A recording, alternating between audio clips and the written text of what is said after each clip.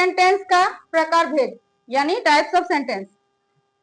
दो बेसिस में हम सेंटेंस को भाग करते हैं। एक होता है अर्थ अनुसार और एक होता है गठन अनुसार। ठीक है, सेंटेंस के गठन के हिसाब से, गठन मतलब क्या है, बनावट, है ना, समझ आता है गठन क्या है। जैसे कि ईंट के साथ ईंट जोड़कर एक बिल्डिंग बनता है, तो ये गठन है। बिल्डिंग में गठन में क्या क्या होता है, खिड़की होती है, लकड़ी होती है, लोहा होता है, ईंट होता है, सीमेंट होता है, अलग अलग चीजें मिलकर एक बिल्डिंग बनती है। वैसे ही इस गठन के अनुसार सेंटेंस का प्रकार भेद अलग है और अर्थ यानी मतलब मीनिंग के अनुसार सेंटेंस का प्रकार भेद अलग है। अच्छा, तो गठन अनुसार सेंटेंस अलग प्रकार भेद होगा और अर्थ अनुसार सेंटेंस अलग प्रकार भेद होगा। तो अभी गठन नहीं सीखना है हमें, गठन थोड़ा कठिन है, गठन हम बाद में सीखेंगे। काफी चीजें सीखने के बाद हम गठन का सीखेंगे। और अभी हम सीखेंगे अर्थ अनुसार। अर्थ यानी मतलब, मतलब के अनुसार सेंटेंस कितने प्रकार के हैं। सेंटेंस 5 प्रकार के हैं। अर्थ अनुसार सेंटेंस 5 प्रकार के हैं। Sentences are of 5 types according to, लिख लो, मीनिंग। ठीक है, meaning, according to meaning sentences are of 5 types. Number 1 assertive, number 2 लिखा इंटरोगेटिव,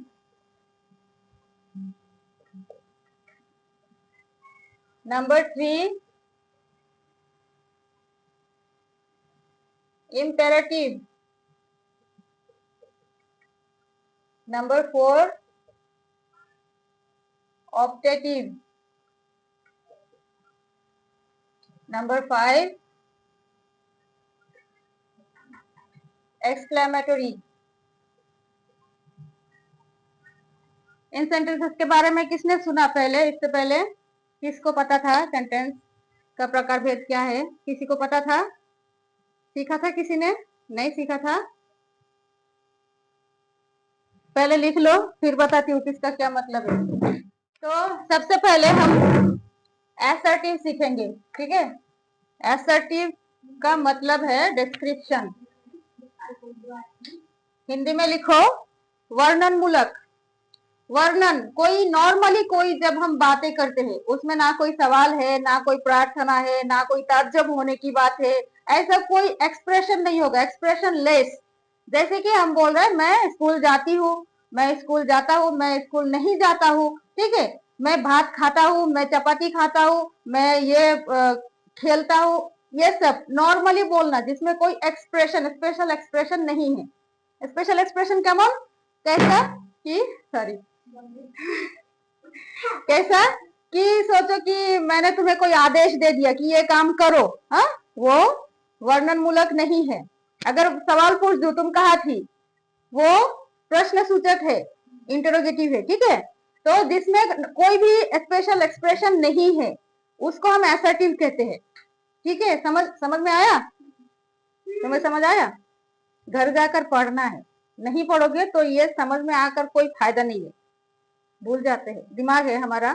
मैं भी इतने सालों से पढ़ाई से दूर हूँ तो मुझे भी कुछ कुछ याद नहीं आता है, कभी कभी मुझे भी देखना पड़ता है। और तुम घर जाकर बिल्कुल नहीं देखोगे और पहली बार सीख रहे हो। मैं सालों से पढ़ा रही हूँ, मैं बहुत पुरानी ट्यूटर टीचर हूँ, सालों से पढ़ाती हुई वो भी चीज मैं भूल जाती हूँ कभी कभी। और तुम पहली बार सीख रहे हो, घर जाकर पढ़ना नहीं है, कैसे याद रहेगा क्या? फिर मेहनत करना है भाई। तो असर्टिव सेंटेंस,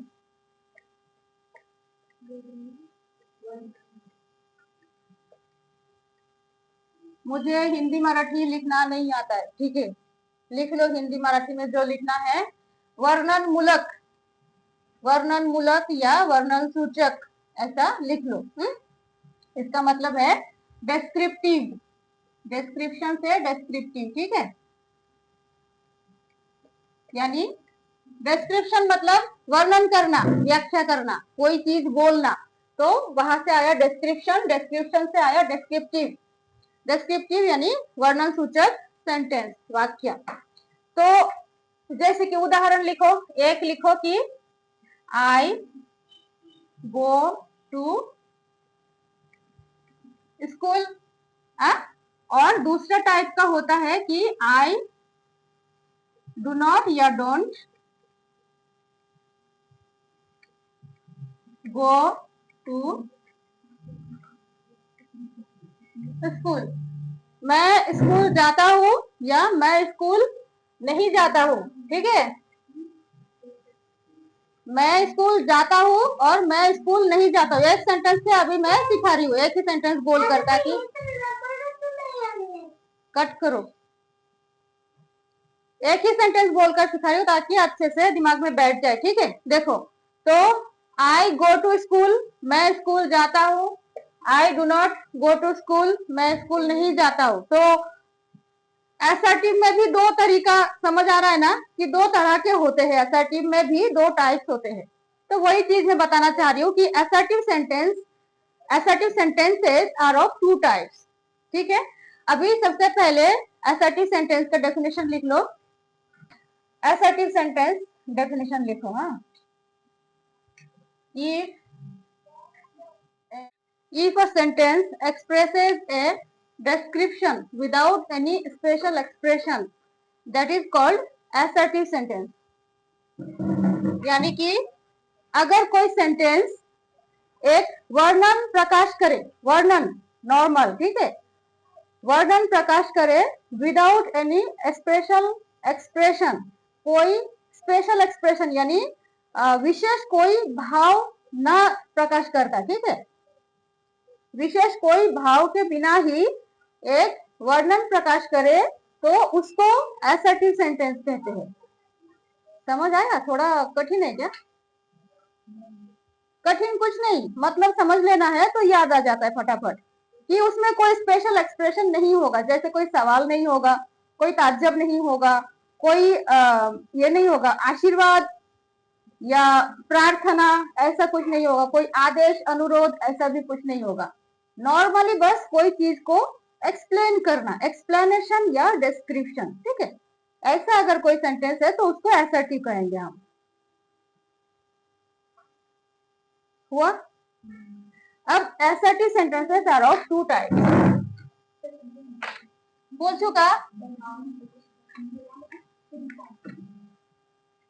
समझ आया? लिख तो लिया, मुझे दिख रहा है, लेकिन समझ आया? साहिली को समझ आया? अगले दिन पूछूंगी तो कुछ नहीं बोल पाएगी। नहीं समझ आया? अभी मैंने क्या बोला? मैं स्कूल जाता हूँ, स्कूल जाती हूँ। हाँ, इसमें कोई सवाल है, कोई आशीर्वाद है, प्रार्थना है, कोई ताज्जुब होने की वाह कितना अच्छा है, ऐसा कुछ है? नहीं ना। कोई आदेश अनुरोध ऐसा कुछ है? कुछ भी नहीं है। नॉर्मली मैंने बोला सिर्फ कि मैं जाता हूँ या जाती हूँ, मैं अभ्यास करता हूँ, इस टाइप का नॉर्मली बोलना अगर हुआ कोई तो उसी को असर्टिव सेंटेंस कहते हैं। अगर तुझे ऐसा लिखना नहीं आ रहा है, तू अगर बस मेरे जैसा ही बोल दे तो भी चलेगा, ऐसा ही तो परीक्षा में लिख दे तो भी चलेगा, तो भी तुझे फुल मार्क्स मिलेंगे, मार्क्स कटेंगे नहीं, फुल मार्क्स मिलेंगे। ऐसा समझा कर भी अगर लिख दे कि अगर इसमें कोई आदेश अनुरोध प्रश्न ऐसा कुछ नहीं हुआ, बस नॉर्मली बोलना हुआ, साधारण कोई चीज वर्णन करना हुआ, तो उसी को असर्टिव सेंटेंस कहते हैं। अभी समझ आया? तुम्हें समझ आया? तुम्हें नहीं आया? नहीं आया?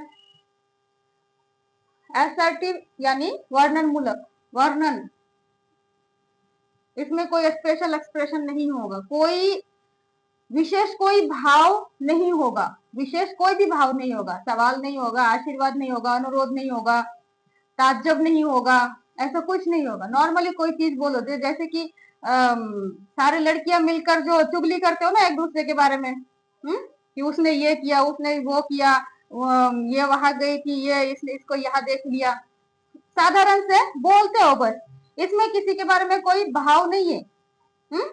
किसी को आदेश नहीं कर रहे हो कि तुम ये काम तुम करो, अनुरोध नहीं कर रहे हो कि प्लीज करो, नहीं, ऐसा कुछ नहीं है। ये अभ्यास करती है, वो नहीं करती है, ये इंग्लिश लिखिए, वो मराठी लिखिए, नॉर्मल जो बोलना, नॉर्मली जो हम कोई भाव के बिना कोई बात बोले उसी को असर्टिव सेंटेंस कहते हैं। अभी समझ आया? इंग्लिश में जो लिखा है वो अगर कठिन लग रहा है तो मराठी में लिख लो,